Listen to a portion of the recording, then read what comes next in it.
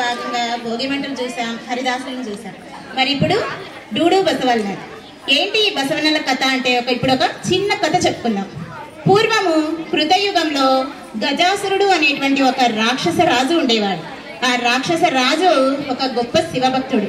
ఆయన తన భక్తి చేత, తపస్సు చేత శివుణ్ణి మెప్పించి ఆ పరమేశ్వరుని ఆత్మలింగాన్ని తన కడుపులో దాచుకున్నాడు. మరి పరమేశ్వరుడు లేని దేవలోకాన్ని ఊహించని దేవగణమంతా శ్రీ మహావిష్ణువును నాయకుడిగా చేసుకొని నందిని బసవన్నగా తీసుకొని గజాసురుడి దగ్గరికి వచ్చి వాళ్ళ ఆటపాటలతో, వాళ్ళ మేళ వాయిద్యాలతో గజాసురుడిని మెప్పిస్తారు. ఏం వరం కావాలో కోరుకోమని అడిగితే నీ కడుపులోని ఆత్మలింగాన్ని మాకివ్వమని కోరుతారు.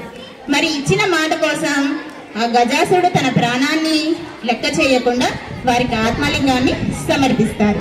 ఇప్పుడు ఆ డూడు బసవన్నలతో మన వాగ్దేవి చిన్నారులు మీ దగ్గరికి వస్తున్నారు. ఆహ్వానితామా? డూడు బసవని ఆడే ఆట మీరు చూస్తే మీకు పుణ్యం వచ్చేంత సంతోషంగా ఉంటుందయ్యా.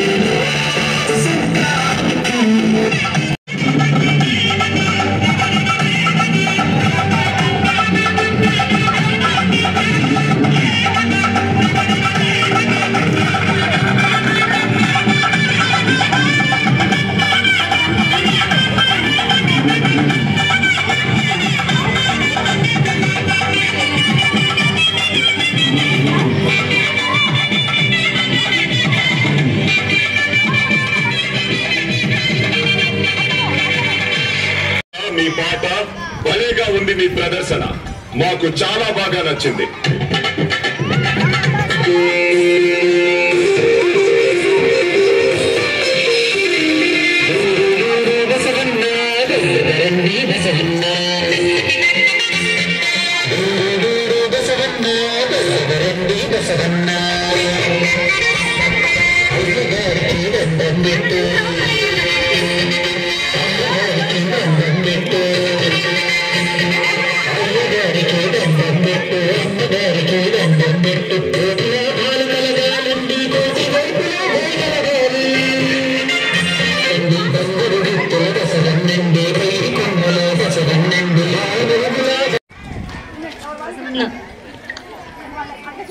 ఆడే ఆట మీరు చూస్తే మీకు పుణ్యం వచ్చేంత సంతోషంగా ఉంటుందయ్యా.